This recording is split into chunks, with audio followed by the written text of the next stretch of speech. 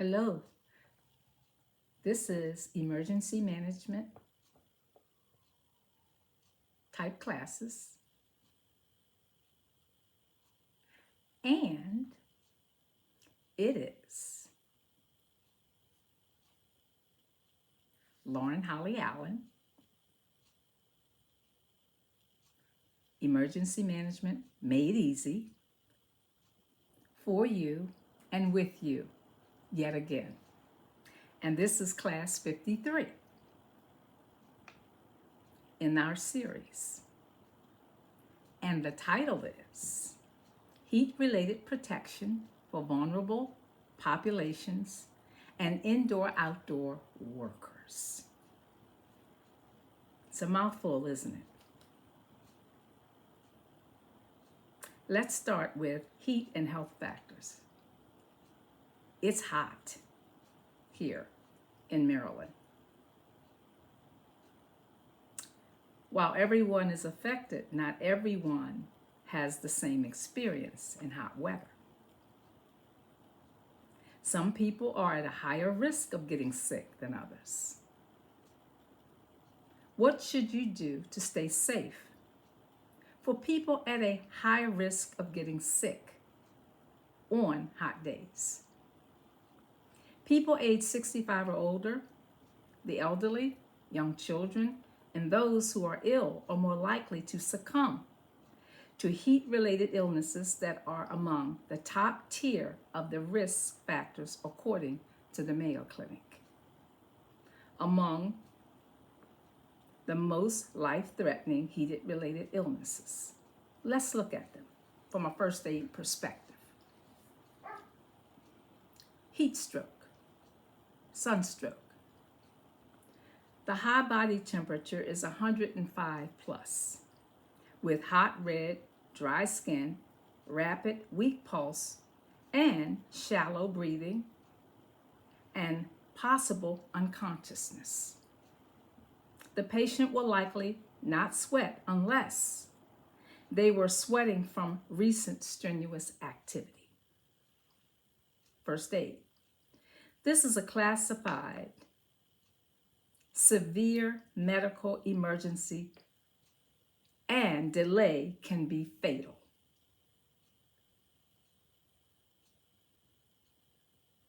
Call 911 for emergency medical services or get the patient to a hospital immediately. Move patient to a cooler environment and remove clothing. Try a cool bath, sponging or wet sheet to reduce body temperature. Watch for breathing problems. Use extreme caution. Use fans and air conditioners. Number 2, heat exhaustion. Heavy sweating and skin may be cool, pale, or appear flushed with a weak pulse. Body temperature will likely rise, fainting or dizziness, nausea or vomiting, exhaustion, and headaches. Look for those symptoms. Call 911 immediately. Encourage patient to lie down in a cool place, loosen or remove clothing, and apply cool, wet cloths. Fan is recommended, of course, and move patient to an air-conditioned area or wherever it's cool. Give sips of water very slowly. If they are conscious, give half glasses of cool water every 15 minutes. If nausea occurs, of course, discontinue with the water.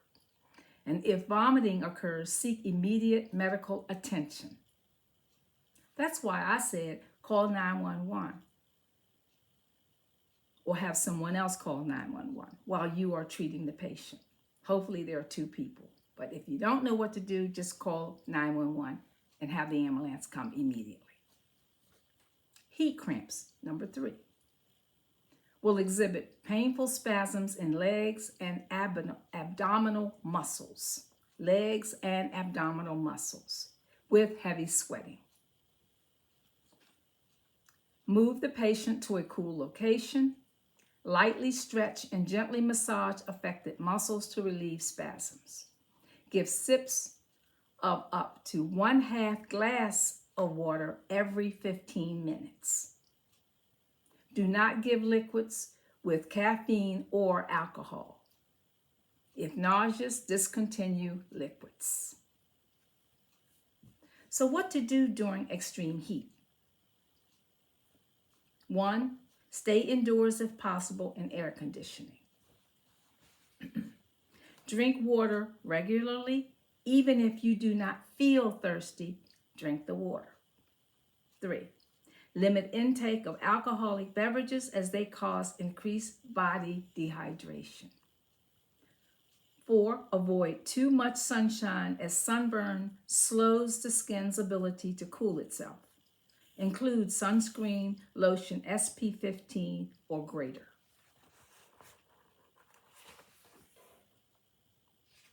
Some of this you may know, but it's good to review it. Never leave senior citizens, children, or pets in closed vehicles. Never ever. Dress for the weather in lightweight, light-colored clothing.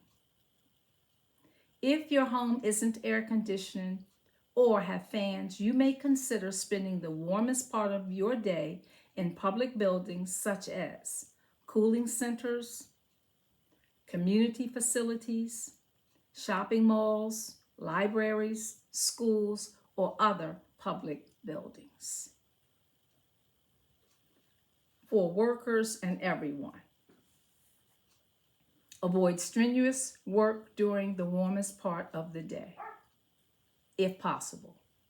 Use a buddy system when working in extreme heat and take frequent breaks, if possible. Because if you're on a job or you're working, you may not be able to do that. Let's look at climate change. Let's move. Additional information.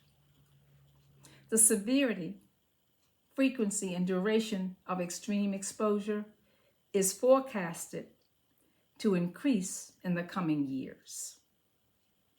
To put it simply, it's hot now and the future will be hot. Extreme heat is already the deadliest weather-related event in the United States. I did not know that until this research. However, not all people are equally vulnerable to its effects. Some people in low social, economic situations can be at extreme risk, at least partially due to the insufficient access to air conditioning or cooling centers and inability to escape the heat. Hypothermia, heat stress, and overall heat illness varies among professions, health conditions, medication usage, and hydration status. So how do we protect vulnerable populations? And what are they? Well, great strides have been made to identify risk factors and to identify mitigation strategies to protect vulnerable populations.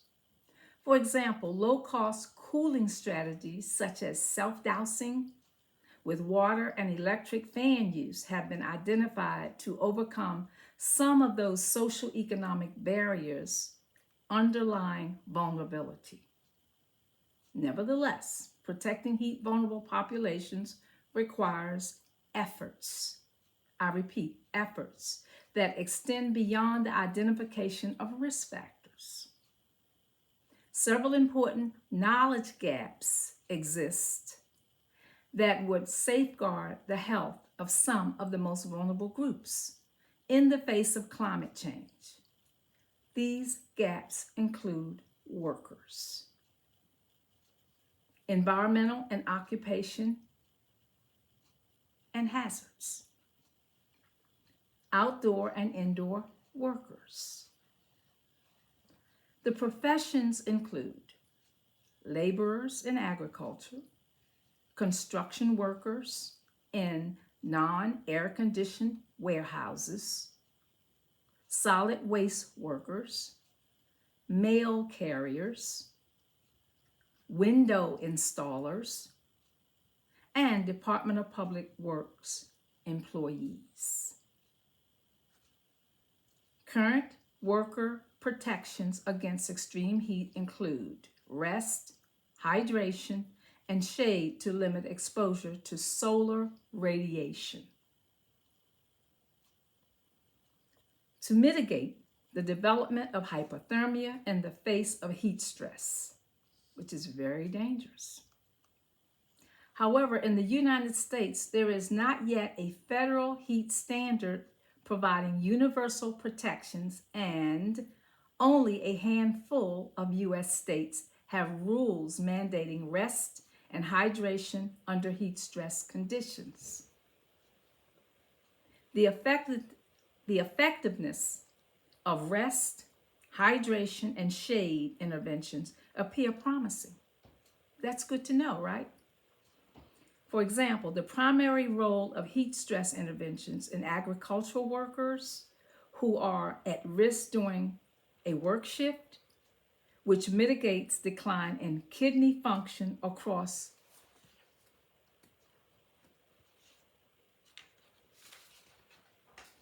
the heat season, where heat stress is common in hot summer months. There is a need to develop therapies that do not require aggressive cooling.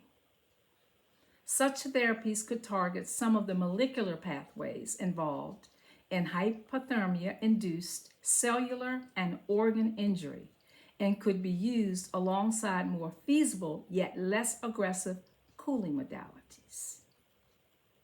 There is a need for improved understanding of how hypothermia activates the immune system and how the subsequent hyperinflammatory state contributes to the development of heat stroke and cell and organ injury, particularly in the heart and kidney.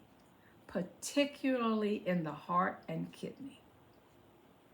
This is vital information toward the development of novel therapies, but would also inform new heat illness prevention strategies and risk identification pathways that have important implications for policy implementation and change. To put it simply, it's hot now and the future will be hotter, but actions taken today will help protect even the most vulnerable people tomorrow. NIH, National Library of Medicine Research. Due to a combination of frequent extreme heat exposure and intense manual labor, which elevates heat production, outdoor workers are uniquely vulnerable to extreme heat. These occupations are inadequately studied and found to be a social determinant of health. More research is needed. More statistics. I try to give you the best research that I can. It is estimated that 2.4 billion people worldwide are exposed to heat stress in the workplace. Hypothermia is common in workers in the summer months and construction, and agricultural workers being among the highest risk. The factors elevate the risk of heat illness, occupational injuries, and death. The rate of heat-related occupational injuries and deaths has increased in recent years, despite no changes in the rates of occupational injuries and fatalities overall. So other workers have rules, have policies, and seemingly are doing better. DPW, Department of Public Works, employee dies. Here's a case. Worker Ronald, Mr. Ronald, died from hypothermia, extreme heat in August of 2024. The investigations and fallout have revealed severe systemic failures and negligence at the agency. Mr. Ronald, aged 36 years old, a sanitation worker, collapsed. And his job as a sanitation worker was to collect our trash and our recycling. I said ours. He died from hypothermia, overheating, in August 2024, on a day when Baltimore was under a code red extreme heat alert, with the heat index reaching 105. He knocked on a stranger's door for help, asking for water, before he died, according to WBAL News, Channel 2. His co-worker reportedly called a supervisor instead of 911 for assistance. Systemic failures. Reports from the Baltimore City Office of Inspector General revealed that DPW failed to provide required heat safety training, enforce breaks, or supply emergency communication devices. Broken air conditioning in trucks and a lack of access to water and rest breaks. State investigations by the Maryland Occupational Safety and Health Agency, MOSH, said that cab temperatures within the trucks may have reached 108 degrees. Conditions.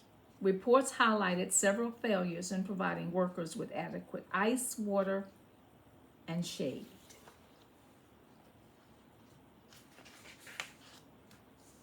I usually think of special needs populations under the banner of senior citizens, children, disabled veterans, special needs clients with disabilities, disabled veterans. These are the populations I usually think about, and probably you do too. Even as we discuss heat-related threats and illness.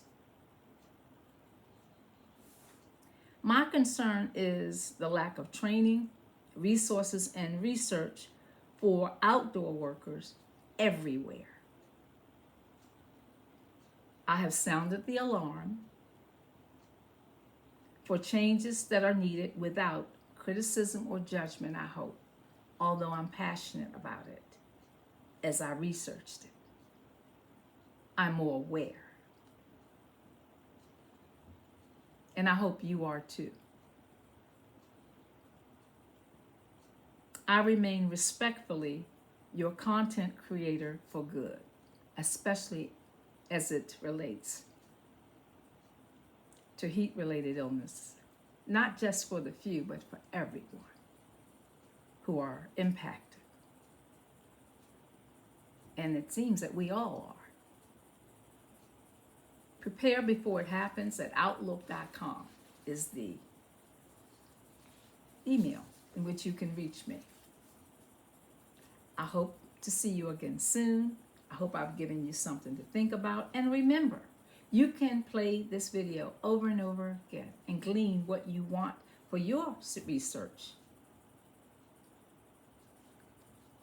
Talk with you soon. Thanks for hearing me. Thanks for the compassion that we now both feel as we see mail carriers and people who serve us every day in the heat.